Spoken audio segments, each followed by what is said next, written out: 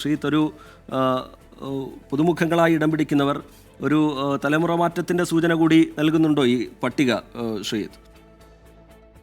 വലിയ തോതിൽ ഒരു യുവ തലമുറയെ ഈ സംസ്ഥാന കമ്മിറ്റിയിലേക്ക് ഉൾപ്പെടുത്തി എന്ന് പറയാൻ കഴിയില്ല. എന്നാൽ ജില്ലാ പരിചയസമ്പന്നരും യുവാക്കളും വനിതകളും അടങ്ങുന്ന ഒരു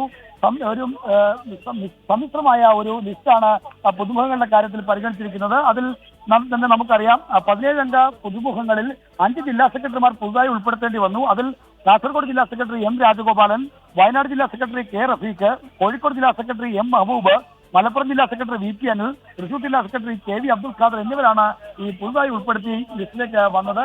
ഇതോടൊപ്പം തന്നെ മറ്റൊരു പുതുമുഖമായി 2 വനിതകൾ വന്നു. ഒന്ന് ഉന്നത വിദ്യാഭ്യാസ മന്ത്രി ആർ ബിന്ദു, മറ്റൊന്ന് പാലക്കാട് നിന്നുള്ള MLA ആയ ശാന്തകുമാരി. ഇവരെ 2 പേരെയാണ് വനിതാ പ്രാതിനിധ്യത്തിന് പേരിൽ ഉൾപ്പെടുത്തിയത്. യുവ പ്രാതിനിധ്യത്തിന്റെ അടിസ്ഥാനത്തിൽ ഡിവൈഎഫ്ഐയുടെ സംസ്ഥാന പ്രസിഡന്റ് വി വസീഫിനെയും ഡിവൈഎഫ്ഐയുടെ സംസ്ഥാന സെക്രട്ടറി വി കെ സനോജിനെയും ഈ പാനലിൽ ഉൾപ്പെടുത്താൻ സംസ്ഥാന നേതൃത്വം തീരുമാനിച്ചിരിക്കുന്നു. ഇതാണ് യുവ പ്രാതിനിധ്യവുമായി ബന്ധപ്പെട്ട് പറയാനുള്ളത്. കൊച്ചി മേയർ എം അനിൽകുമാറും യുവ പ്രാതിനിധ്യം പരിഗണിച്ച് തന്നെയാണ് സംസ്ഥാന നേതൃത്വത്തിലേക്ക് വരുന്നത്.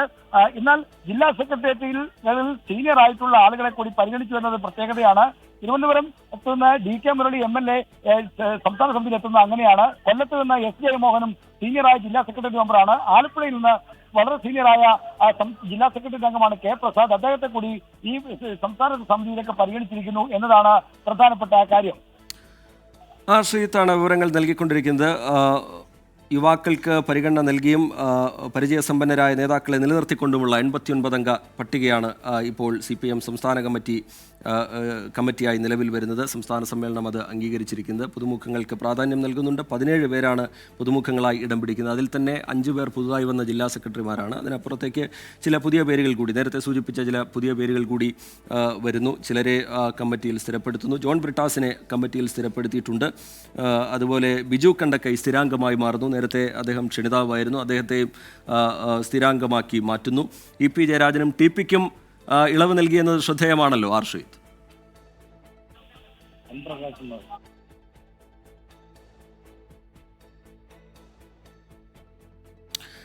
ശ്രീത്തിലേക്ക് അല്പസമയത്തിനകം തന്നെ എത്താം. തനേഷ്, ഈ ഒഴിവാക്കപ്പെട്ടവരുടെ പേരുകൾ സംബന്ധിച്ച് ഒരു വ്യക്തത വരുന്നുണ്ടോ തനേഷ്?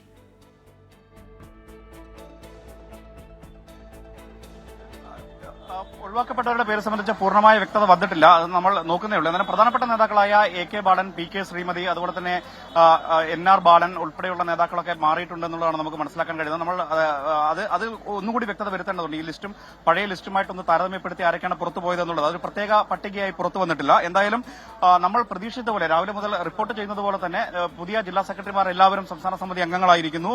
ബിജു കണ്ടക്കയും ജോൺ ബ്രിട്ടാസും സംസ്ഥാന സമിതിയിൽ സ്ഥിരാംഗങ്ങളാകുന്നു. ഒപ്പം തന്നെ M പ്രകാശൻ മാസ്റ്റർ, അത് നേരത്തെ മുതൽ തന്നെ ഉയർന്നു കേട്ടിരുന്ന പേരാണ്. പ്രകാശൻ മാസ്റ്റർ എന്തായാലും സംസ്ഥാന സമിതിയിലേക്ക് ഇത്തവണ എത്തും എന്നുള്ള കാര്യത്തിൽ യാതൊരു തർക്കവും ഉണ്ടായിരുന്നില്ല. DYFI ഭാരവാഹികളായ VK സനോജും V വസീഫും 2 പേർക്കും ഇത്തവണ ഇടം കിട്ടിയിരിക്കുന്നു. K ശാന്തകുമാരിക്കും അതുപോലെ പാലക്കാട് നിന്ന് ഈ കമ്മിറ്റിയിൽ ഇടം ലഭിച്ചിരിക്കുന്നു. R ബിന്ദു കമ്മിറ്റിയുടെ ഭാഗമായിരിക്കുന്നു. അതേസമയത്ത് വീണ ജോർജ് കമ്മിറ്റിയുടെ ഭാഗമാകുമെന്ന് പ്രതീക്ഷിച്ചിരുന്നെങ്കിലും അവർക്ക് ഇത്തവണ കമ്മിറ്റിയിലേക്ക് എത്താൻ കഴിഞ്ഞിട്ടില്ല. അതുപോലെ എറണാകുളത്തെ M അനിൽകുമാർ, ആലപ്പുഴയിലെ K പ്രസാദ്, കോട്ടയത്തെ PR രഘുനാഥ്, കൊല്ലത്തെ S ജയമോഹൻ, തിരുവനന്തപുരത്തെ വാമനപുരം MLA കൂടിയായ DK മുരളി, ഇങ്ങനെ 89 പേരുടെ പട്ടികയാക്കിയാണ് ഇപ്പോൾ സംസ്ഥാന സമ്മേളനം അന്തിമ അംഗീകാരം നൽകിയിരിക്കുന്നത്. ഇതിൽ EP ജയരാജൻ അത് ഉൾപ്പെടെയുള്ളവർക്ക് ഇളവ് എന്ന് പറയാൻ നമുക്ക് പൂർണ്ണമായ അർത്ഥത്തിൽ കഴിയില്ല. കാരണം 75 വയസ്സെത്തിക്കാൻ ഏതാനും മാസങ്ങൾ കൂടി EP ജയരാജന്റെ കാര്യത്തിൽ ഉണ്ട് എന്നുള്ള, TP രാമകൃഷ്ണ കാര്യത്തിലും അതുപോലെ തന്നെയാണ്. 2-3 മാസം ഇനിയും ബാക്കിയുണ്ട് എന്നുള്ളത് കൊണ്ട് തന്നെയാണ് ആ ഒരു ഇളവ് അവർക്ക് ലഭിക്കുന്നത്. അങ്ങനെ 89 അംഗ സംസ്ഥാന സമിതി, അതിൽ 17 പുതുമുഖങ്ങൾ, പുതുതായി തെരഞ്ഞെടുക്കപ്പെട്ട 6 ജില്ലാ സെക്രട്ടറിമാരിൽ ഒരാൾ രാജു അബ്രഹാം നേരത്തെ തന്നെ സംസ്ഥാന സമിതിയുടെ ഭാഗമാണ്. മറ്റ് 5 ജില്ലാ സെക്രട്ടറിമാരും നിലവിൽ ഈ സംസ്ഥാന സമിതിയുടെ ഭാഗമായിരിക്കുന്നു. റീജിത്ത്.